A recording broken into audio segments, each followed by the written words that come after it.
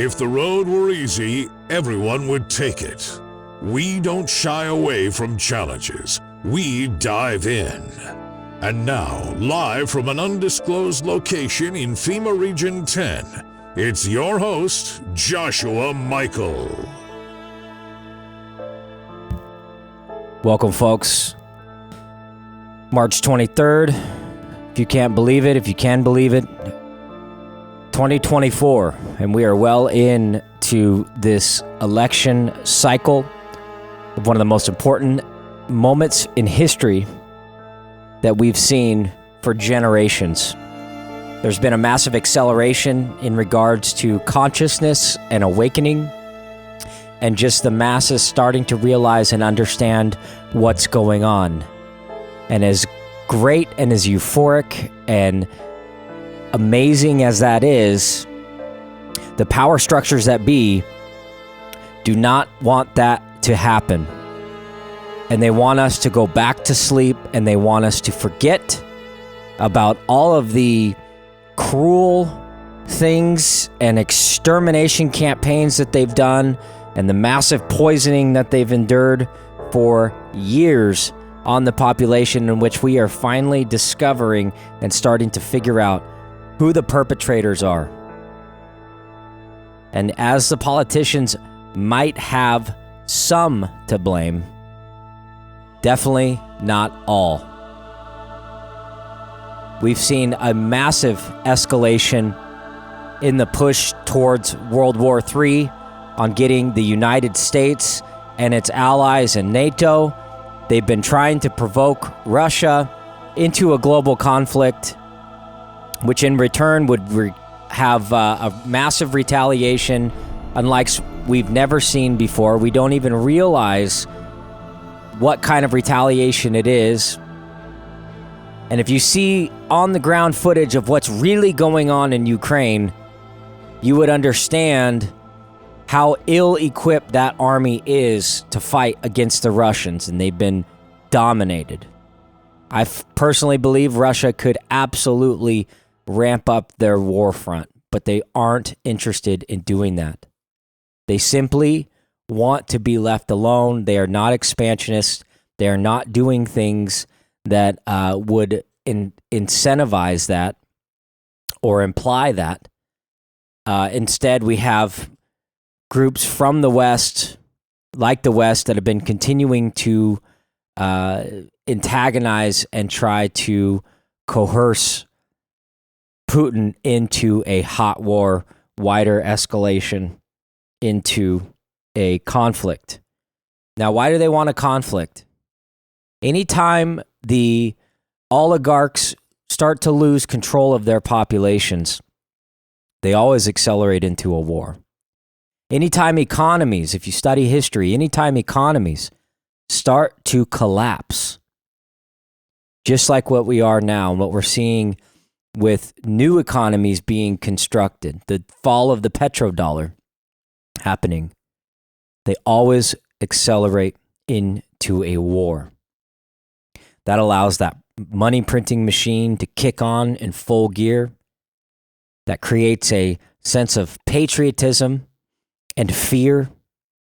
It also allows them to expand their censorship and overreach into our lives.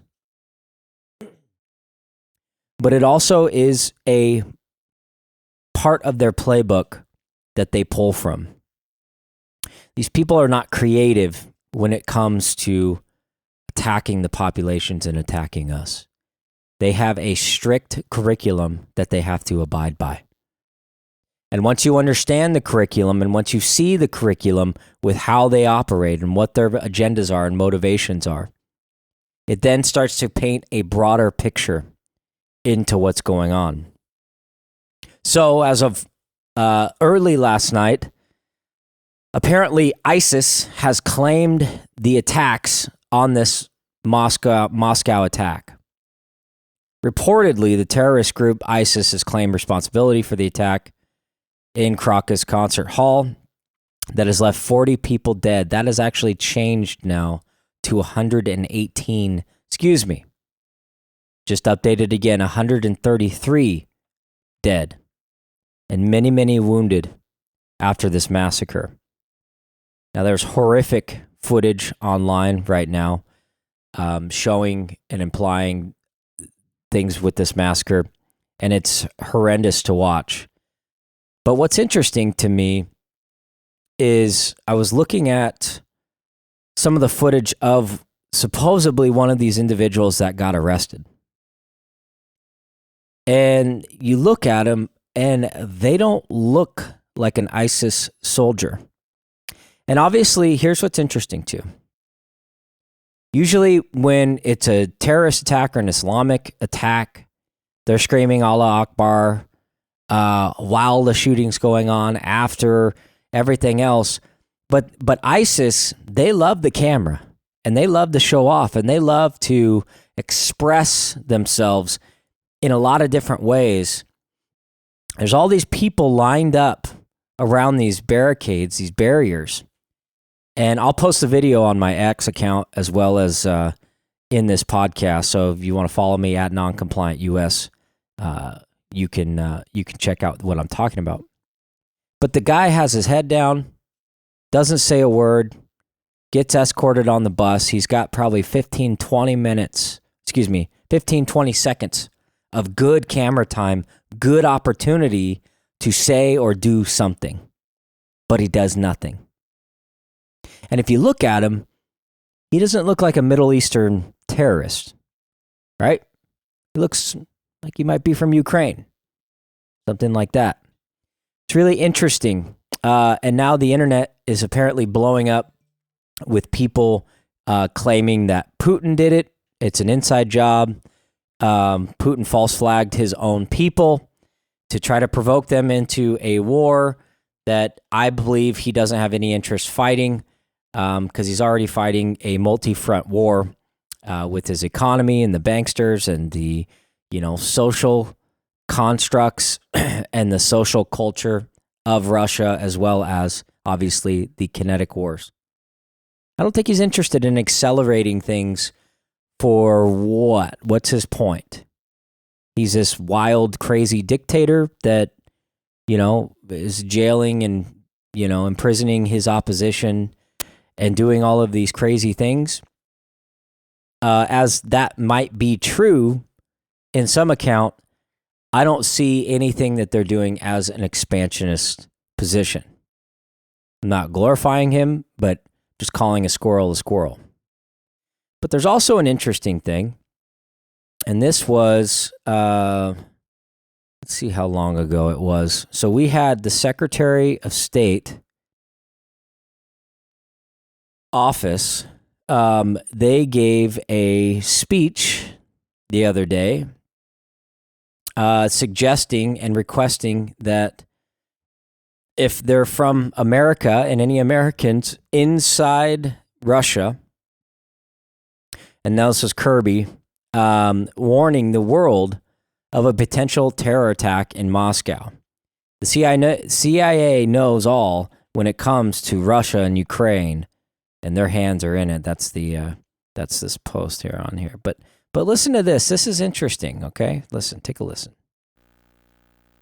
I've also seen, hopefully you saw the State Department, our embassy there, put out a notice to all Americans in Moscow to avoid any large gathering, concerts, obviously shopping malls, anything like that, just for their own safety. They should stay put where they are and stay plugged into the State Department for any additional updates and information.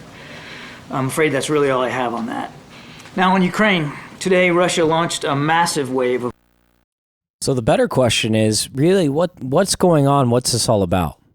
If ISIS claims this and ISIS claims that this is happening, what is their motivation? And where did ISIS come from? Where did ISIS come from? That's the $1 million question. Who is ISIS? Who do they represent? I believe they're just a hired gun. So anybody with, say, $60 billion, $120 billion, what is it now? They just passed the $1 trillion bill. Thanks, Mike Johnson. Good job. Good job, Mike Johnson. Turning out to be a charlatan. So what is the real motivation? And what dog does ISIS have in the fight? Right? I believe that they're just a hired gun. So the White House says that they have no indication at this time that Ukraine was involved in Moscow shooting. Okay. We believe the White House. They always get things right. Meanwhile, Moscow cancels all the weekend mass gatherings from the mayor. The mayor of Moscow has officially done that. Unconfirmed report says that some of the attackers may be at large. That's a good question. If there are a bunch of Middle Eastern men in downtown Moscow, I'm sure that they could probably find them pretty quickly. Seen a lot of photos and videos of Moscow. Not a lot of Middle Eastern men running around. So they'd be hard to find if they looked Ukrainian, though. Would they not? Just an interesting thing. I'm not going to play the footage, you guys. I'm sure a lot of you have seen it. If you haven't seen it, just viewer discretion at your own risk. The U.S. Embassy has done a security alert to avoid large gatherings over the next 48 hours. So does that mean in the U.S.? It doesn't specify. That's very interesting, don't you think? So what a coincidental thing. We've known that this is going to come. We've known that, for years they've been trying to provoke Russia into a hot war. They want to provoke them. They want to antagonize them because that's the boogeyman that they've been spending all the money on. They've been spending all their time and energy and propaganda to demonize Russia. Meanwhile, there's other adversaries, real ones, real threats that are here in the United States crossing across our border right now. Nobody seems to mention anything about that. Yes, there are Russians crossing the border too, but I don't believe that they are the number one threat for the United States and the integrity of the United States. I believe China and Iran are a much bigger threat. So what are we going to do about that? Well, there's citizens now all over complaining, preaching, praying, trying to get people to draw attention to this massive wave that happened just a few days ago on this blitz on the border with people. Now, this is just a regular citizen, regular man. I just saw this the other day. He's just a regular guy on the Texas border, and he's seeing it firsthand with what's going on. Take a listen. It's not right that my wife had to quit her job 9 months ago. I had to quit beforehand, get myself prepared down here in Texas because we're next to Eagle Pass, about 6 hours away, and we quit our jobs 9 months ago. And guess what? We have to watch our household day and night to protect our own land down here. And I'm telling you, these illegals that are coming in, get ready, people, because nobody's doing anything. Nobody's talking. It's all talk. I just want you to know they busted down the gates today over there in El Paso in front of our military. Literally busted down the gates, ran right past them, thousands of them. They didn't do anything. Everybody that's coming in by boat in Florida, the Coast Guard ain't doing nothing. They all say they're doing something, but it ain't happening. They're still getting in. They're coming in over in California, Major. They're coming in everywhere. We're getting invaded. Am I the only person talking? I know I'm not, but there's a lot of people like us that are fed up with this, and I'm telling you, the American people, the real American people, all colors I'm talking, are gonna stand up one day. I don't know who's gonna bring this message out to do something, but something needs to be done, and trust me, we're ready. Don't think we don't carry and watch our... Yeah, buddy, we have a real invasion going on at the border, and we've only begun to see the real effects of that. You're listening to Joshua Michael, Non-Compliant America. We'll be right back.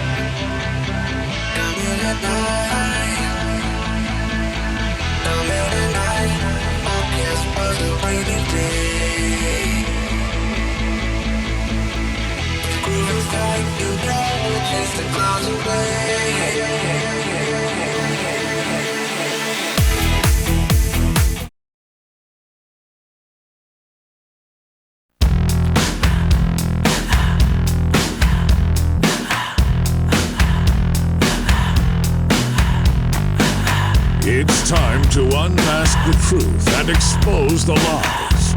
The occupied forces do not want you to hear this broadcast. Breaking through the censorship and delivering raw, unedited content, it's Joshua Michael with Non-Compliant America. Welcome back, ladies and gentlemen. Joshua Michael, Non-Compliant America. Second segment, we're going to get right into it. But first, make sure to like and subscribe. If you like what you're listening to, if you like this show, make sure to follow me on X at NoncompliantUS. It's all one word, NoncompliantUS. Or go to noncompliantamerica.com. Like and subscribe my channels. We got all the streaming platforms, Apple, Spotify, Google, all of the above, Deezer. I don't know who uses Deezer, but it's there. But welcome. Welcome. We are in a dire situation, and at the very least, it's very important to subscribe to this show.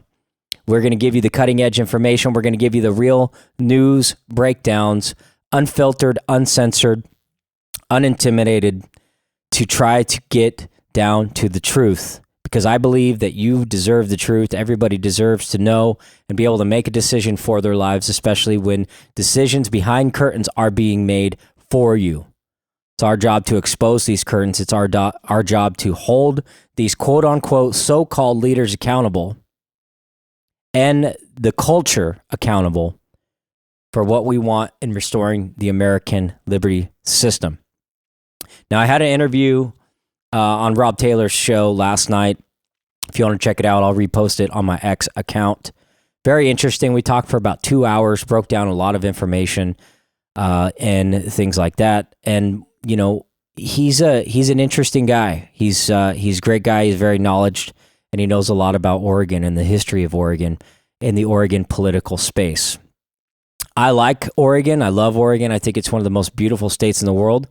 But we have one of the most dysfunctional Republican parties, I think, in the nation. And it's sad because we should be one of the best. We have a lot of opportunity here. We have a lot of different things. We have the timber industry, which is getting destroyed. We have the cattle industry, which is getting destroyed. We're going to talk about that in just a second. But we also have opportunities to have deep water ports, like literally, think of the name Portland. We have a freaking city that was named to be Portland, right? So why are we not utilizing that? Why is our things getting shut down? And I'll tell you, there's a much bigger plan. There's a much bigger picture. I was watching a commercial the other day. I was watching the show with my son, and this commercial came on. I think it was Honda or Hyundai, something like that. And they specifically said on this new electric car advertisement that they're gonna be able to acquire zero emissions by 2050. Where do they get that number? Where do they come up with the number 2050? Now they're putting it in your face because we've exposed Agenda 21. We know what it is now. We know that it was definitely correlated and tied to the pandemic. Go read Earth Summit, Agenda 21, and talk about how they're going to have a massive shift into our society, which eventually is going to roll us to Agenda 2030. Why 2030? That's part of a greater plan. They want to deindustrialize the planet down to this new technocracy where there are no nations, there are no borders, there is nothing but complacency and digital tracking system similar to what China is. Now you say, that's impossible. They're never going to do that. This is America. We need to maintain America. I absolutely agree. We are probably their biggest thorn in their ass out of all the countries, maybe besides Russia. And that's why they're attacking us so hard. And that's why we have, the trans agendas and all of this pushing of disruption, technology. And when I say technology, I don't mean something like a cell phone. Technology can be a level of education, a level of understanding, of knowing how social systems work, of knowing how to weaponize propaganda to motivate people into doing certain things through fear, intimidation, or pleasure, and inspiring people to think a certain way or do a certain thing based on some of these motivating factors. And I think our environment is a huge element of that, which is why it's important to detox in your environment, try to get away from all of the things and go out in nature and, be around good people, be around people that are able to be away from their phones for a while and have conversations, because that's going to pull you down, keep you in reality, as well as your relationship with God. We are in such a critical time right now. The only thing and person and thing that can get us out of this is praying to God and with God's guidance. That's the real fundamental pathway that we need to take. We can try to take on all this stuff head on and everything else, but ultimately the plan has already been rolled out. We're already moving in that direction. There's nothing we can do to stop it. The train's already started rolling. The rock has already crested over the mountain and is now beginning to roll down the hill. Now, what does that mean for you? Get prepared. Get prepared now more than anything that you can. The reason we still have lights on, the ability that we have lights, power, food, and all this stuff still going is a blessing. And every single day, it's a blessing, because it can get shut off and I predict, will be getting shut off at any moment. Then you're going to be working 10 times harder to accumulate your resources and establish whatever it is that we're going to do. And really, what are we going to do after that? I don't know. Again, it's in God's hands. But they are coming for us, folks, in every way. They're coming for our kids, they're coming for our food, and they're coming for our water. And on the next segment, I want to talk about the water and the cease and desist letters that the government has sent Oregon farmers and told them they need to shut down their farm in the name of carbon emissions and the name of this zero emissions plan that's a bigger plan to just exterminate us. We'll be right back.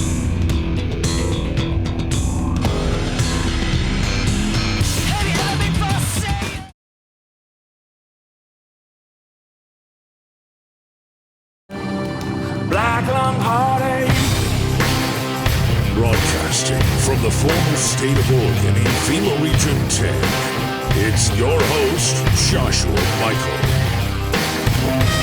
I don't know about you, folks, but I love America, and I love American music and American exceptionalism. It is amazing.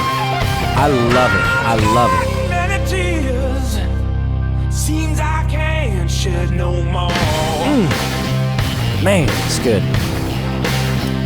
You can see them on the table, you can see them on the floor.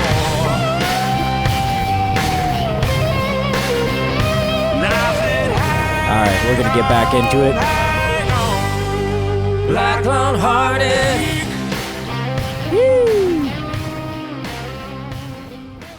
Do you want to sit down? Or have you had enough? Has things gotten crazy enough for you? Well, rest assured, we haven't even begun to get started. As we were talking about earlier, this ball has just started rolling. So what are you going to do? How are you going to get prepared for your life?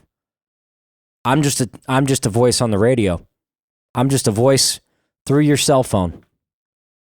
But it really comes down to you, the individual, to make the decision to protect and preserve for you and your family. All we can do is give you the tools. All we can do is lead you to the water. That's it. And we can get in the weeds and talk about a little bit, a couple things. This happened this past weekend. I was hanging out with Kyle Rittenhouse and Don Powers for the National Committee Man vote in North Bend. It was interesting. There was a lot of shenanigans that they had to do with the vote. in order to win and beat Don out, but essentially Don won. It was a Don party. Everybody was there virtually to support Don, and he had his first wave of vote and got 51 votes. I think the runner-up, Solomon, got 30 or something like that, and then had to drop out on the second vote because for some reason they have this like second vote thing. You have to win by 50% of the votes. You don't just win by majority or whoever has the most votes. It's a really weird system. Again, I don't even know any other system besides that dysfunctional voting system that applies in life in any way. Because if you think about it, anybody that gives me an excuse or a reason of why they have this 50% requirement of whomever they are voting for has to have 50% plus one in the vote, anybody that has that argument with me, it's interesting because literally that policy got the guy who's third place, who was the third least popular guy, is now the winner. So no matter what kind of shenanigan BS you want to explain to me on why the Republican Party, who is supposed to be about election integrity, doesn't vote for the guy and doesn't get the guy in who's been fighting election integrity, at its core, that's the number one issue.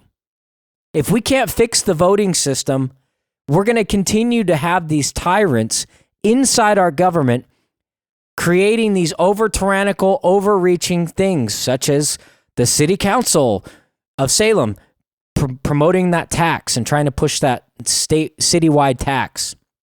So ridiculous. There was such a big outcry. I think 83% rejected it, 84%. Now we have Julie Hoy stating that she's going to fight that and redo things and all this stuff. But meanwhile, you know, in her discussions and open panel discussions, which she's at the East Salem Event Center right now, talking. If you guys want to go see him, KSLM's hosting it. It's pretty cool. It's pretty exciting. But throwing money at the homeless to these outside organizations that siphon all the money, why do you think they allow the homeless to continue? We could clean all this up much faster. And in fact, they've shown us that they can clean it up. Back when they had that strong arm or Ironman competition in downtown Salem, suddenly all the homeless people disappeared because they had all these international people coming in and national groups coming in for this Ironman competition. They wanted the city to look cleaned up. And we saw it in San Francisco too, I think. Where was it, San Francisco? Yeah, San Francisco, when Xi came to town. So they can fix these problems. They can fix it. But it's a moneymaker. And let me explain to you. There's a moneymaker. Okay, so you say, okay, we got 100 homeless people. Okay, what are we going to do? And then this guy who probably lobbies for the elected official and gives them money to their campaign says, hey, I have a tiny home office facility and we manufacture tiny homes. How about we provide them homes? He goes, that's a great idea. Send me a contract. I'll get that approved. We'll get money for that. So now the tiny home manufacturer guy makes hundreds of thousands of dollars, probably selling them. Normally, they probably cost $80,000, but when he's selling them to the state, it's probably $120,000. If you catch my drift. Part of that money goes back to the politician or the lobbyist group, and everybody else wins. But then another guy's like, hey, wait a minute.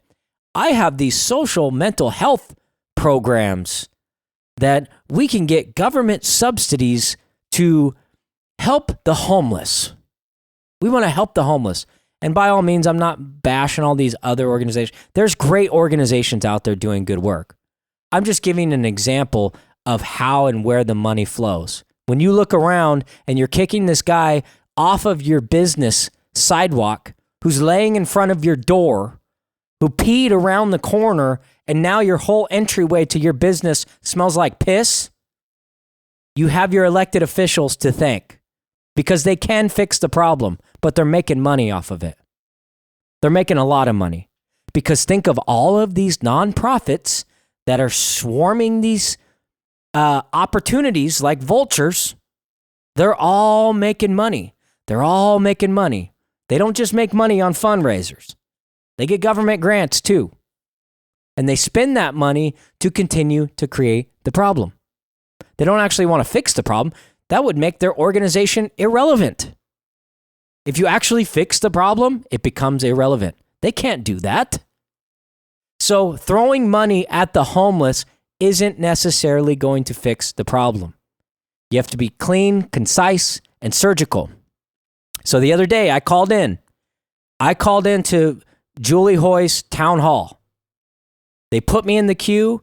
They actually asked me and pre-screened my question as if I'm standing in line, waiting in line to be able to ask my question to this elected candidate who's running for City of Salem mayor, who's running for that project. I have some legitimate questions because I interviewed the past mayor, Chuck, a few years ago, and I was asking him about the homeless. I said, why aren't you guys quarantining the homeless? You know his answer was? He's like, well, the homeless have their own problems, as in they are immune to COVID. This is when everybody was locked down, everybody was doing the business. It's a legitimate question. It's a legitimate question, but he didn't want to answer it. And he said, we're not worried about that. The homeless have their own problems. Oh, okay. They're immune to the virus. Makes sense. Yeah, yes, continue to lock down. Continue. Now, this was like in the heart of it. And so what is she really going to do that? So I was asking a question, and my question was simple.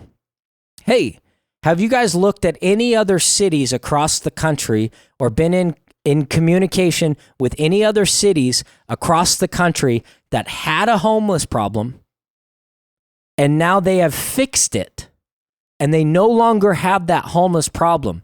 Have you guys spoke to any of those cities to learn what they did, what was successful, what happened, and what didn't happen? It's a legitimate question, wouldn't you say? But check this out. They pulled some shenanigans and they asked me the question. I was getting ready to go and ask the question on this forum thing that she did over the phone. Not sure how she got my number, but somehow I was on there. And they ended it right before they were to get asked my question. And they played it off like they had no more questions. They totally ignored me and didn't ask the legitimate question. Now, I don't think that was Julie. I think that was people around her. Now, this is the danger of getting the wrong people around you, because I think that was massively a bad move on whomever is running her campaign. And I think and I feel they purposely spiked that question because that's a legitimate question. And there were people going on there being like, well, I think we should devote money for this. And I think we should put money into this. It's like, how about we don't put any money? How about we stop feeding these people? You go to the park and you feed the animals. What happens? They become decadent. They become domesticated. They become lazy. And guess what? They just hang out at the park. They're not going to go explore looking for food or anything else because they never get hungry. So they're just going to linger around and wait for their food. And I guarantee you, anywhere you go in nature, if you go and just start throwing food somewhere and you do it at the same time every single day, eventually you will have a massive amount of animals that just hang out. They will figure out that that's the time and place they need to be every single day to eat. Why does that not apply here in this situation? Why is that not being explored? Now, I get it. We're just a small city, right? We don't have a lot of say. We don't have a lot of pull. It's the Oregon policies. It's a greater policy. I understand that part of it. But shouldn't it be discussed? Shouldn't our elected officials be putting pressure on the higher ups and the people?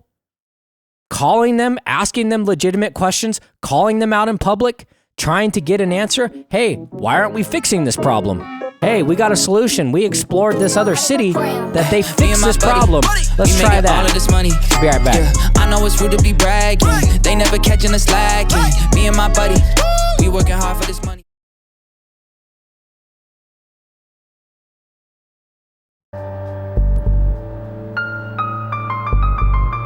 All right, welcome back, folks. Fourth segment. Need to do a little revision from my first segment. There's been some more updates in regards to this Russian terrorist attack. I'd play the video, but it's not translated, so you can't quite understand it. I'm waiting to have my translation system, an AI translation system, translate into this, but Russia has essentially responded. I haven't seen anything from Putin yet, but they released the first video of one of the alleged terrorists. He says that he arrived in Russia from Turkey and was to receive 500,000 rubles, which is equivalent to about 5,000 US dollars. And all he was told, they haven't said who his captors were, but they told him to go kill people no matter what kind. He said he was contacted by the assistant of an Islamic cleric who he follows on Telegram.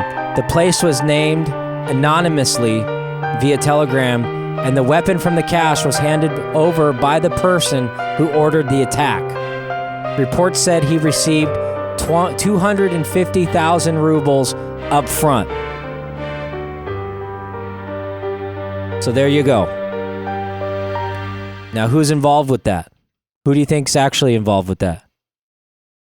It's an interesting response. So they're showing it to the world to let us see what's actually going on. We don't need the CNN hosts or the commentators or anybody to tell us who did it and what happened. Let's hear it for ourselves. And this is the amazing thing about Twitter, about X, is the fact that we can see things in its raw format. Some of it's pretty horrific. You know, I think later on, you know, they are torturing this guy, right? Putting it on there, not for everybody to see. It's not for the ill or soft-hearted. Oh, here we go. Looks like Putin is responding.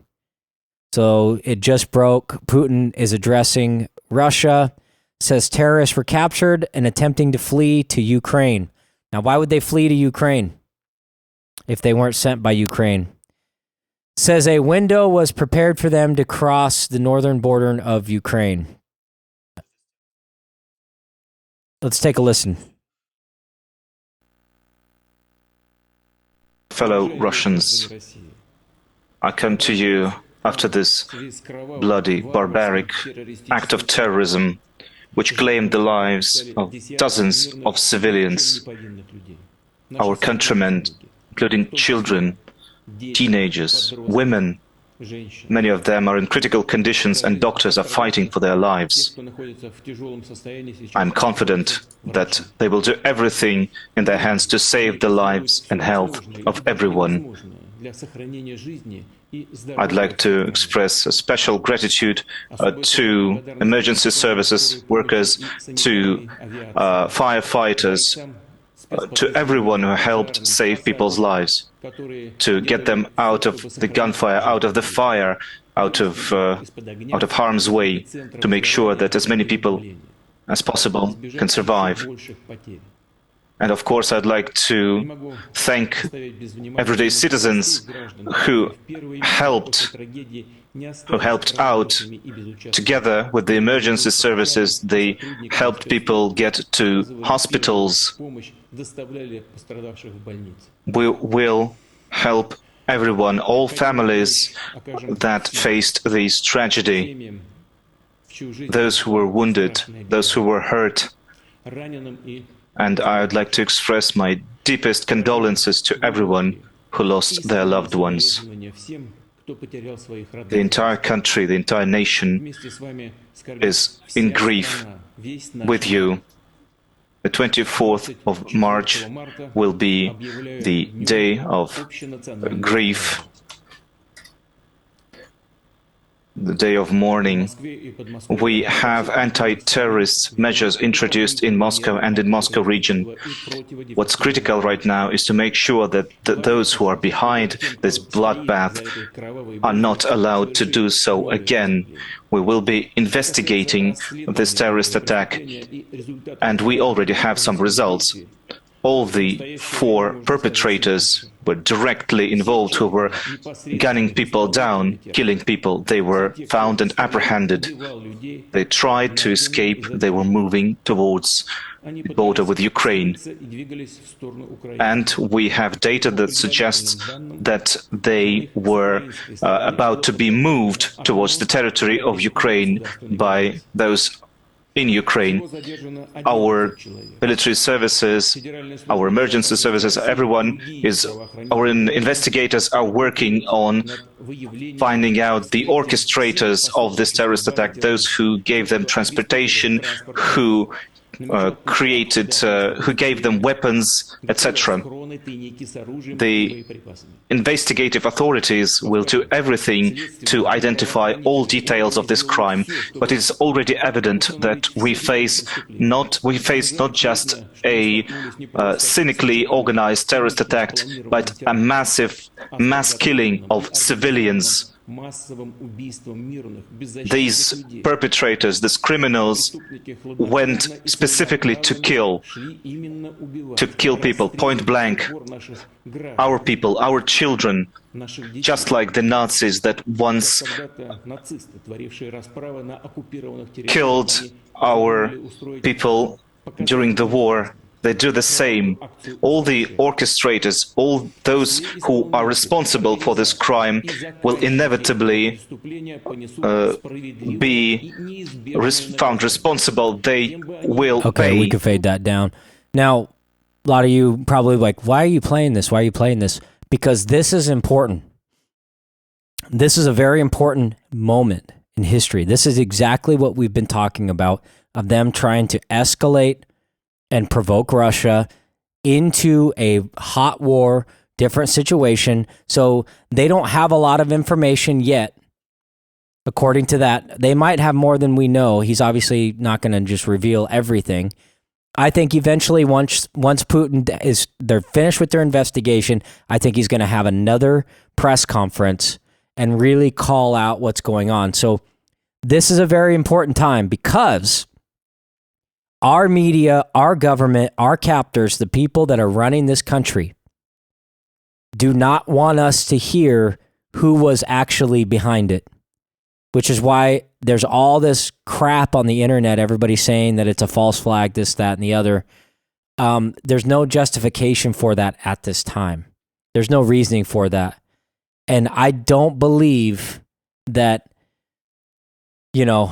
I don't think that to be true, especially when you have the CIA ties with ISIS and their collaboration. If it was ISIS, again, they're just kind of a gun for hire. Who's really behind them? Who could it be? When these people are losing the war and not getting what they want, supposedly one of these alleged captors got offered $5,000 to do his deed. These guys, Ukraine just got, 60 billion the other day. So it's a very reasonable question to ask, and it's going to be very interesting in the next week or so what the media and how they're going to spin it, how are they going to distract us from this, and what greater move are they going to make to divert our attention from the whole world looking at this Russian massacre. How are they going to divert our attention? That's what we need to be asking. That's what we need to be looking at. But as always, thank you guys very much for listening. I'm Joshua Michael, Non-Compliant America. Can you believe it? It's almost the end of March of 24 in the most important election year in history. And I'm happy to be here. We're making massive moves on expanding. We're going to get some phenomenal guests on. Make sure to tune in.